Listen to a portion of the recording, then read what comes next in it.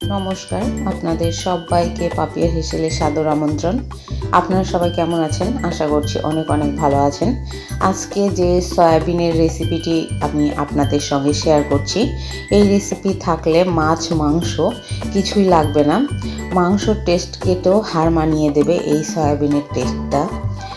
তো চলুন এই রেসিপিটি শুরু করা যাক। প্রথমে এখানে আমি সয়াবিনটাকে আধা ঘন্টার মতন ভিজিয়ে রেখেছিলাম। এখানে আমি বড় সাইজের সয়াবিনটা নিয়েছি।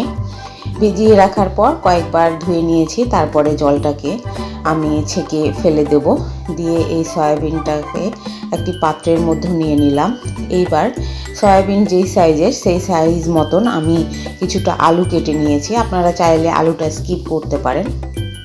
আর এর মধ্যে বড় সাইজের একটা টমেটো, সেটাকেও আমি দিয়ে দিয়েছি কুচিয়ে।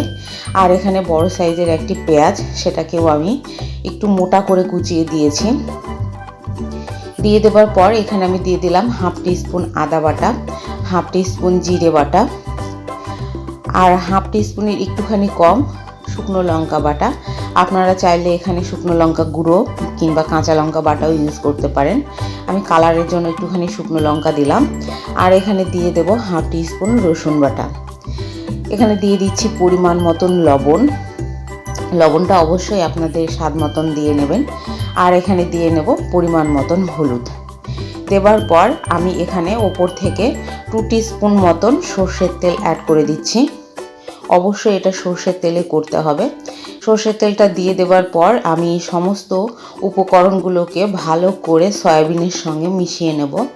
যতটা ভালো করে মেশানো হবে সয়াবিনের টেস্টটা ঠিক ততটা ভালো লাগবে। আবার সয়াবিনের ভেতরে এই মশলাগুলো ঢুকলে টেস্টটা তো আরও বেড়েই যাবে।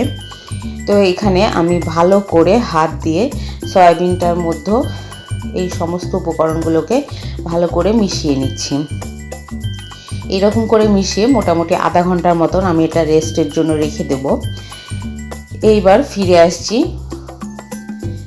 মেন রান্নায়। প্রথমে এখানে আমি কড়াইয়ের মধ্যে দিয়ে দেব সর্ষের তেল।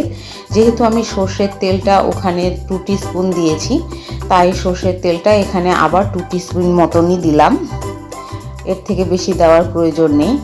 দেওয়ার পর আমি এখানে একটি শুকনো লঙ্কা ফাটিয়ে দিয়েছি, আর তার সঙ্গে দিয়ে দিলাম গোটা গরম মশলা, দারচিনি, লবঙ্গ, এলাচ, আর এখানে দিয়ে দিলাম সামান্য পরিমাণে গোটা জিরে। দেওয়ার পরে আমি যেই মশলা মাখানো সয়াবিনটাকে রেডি করে রেখেছিলাম, সেই সয়াবিনটাকে কড়াইয়ের মধ্যে দিয়ে দেব। দিয়ে এটাকে ভালো করে মিনিট 8 থেকে 10 মতন কষিয়ে নিতে হবে। ভালো করে কষালে তবেই একদম মাংসের মতন টেস্টটা চলে আসবে। সেই জন্য এখানে লো ফ্লেমে আস্তে আস্তে এটাকে কষিয়ে নিতে হবে। দেখুন একদম কষানোটা পারফেক্ট হয়ে গেছে, শুকিয়ে গেছে সমস্ত মশলা এই সয়াবিন আলুর গায়ে, আর আলুটাও সেদ্ধ হয়ে গেছে কষাতে কষাতে। এই যে দেখুন এবার।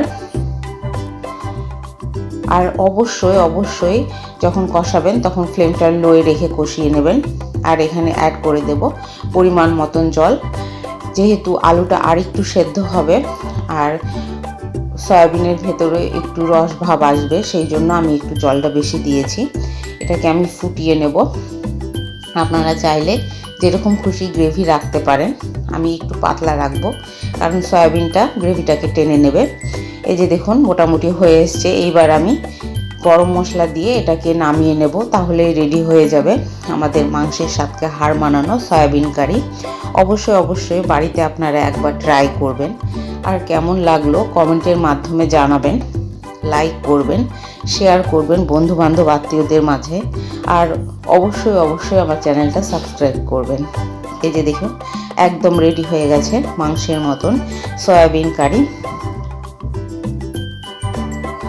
কালারটাও দারুণ এসছে শুকনো লঙ্কার গুঁড়ো দেবার জন্য।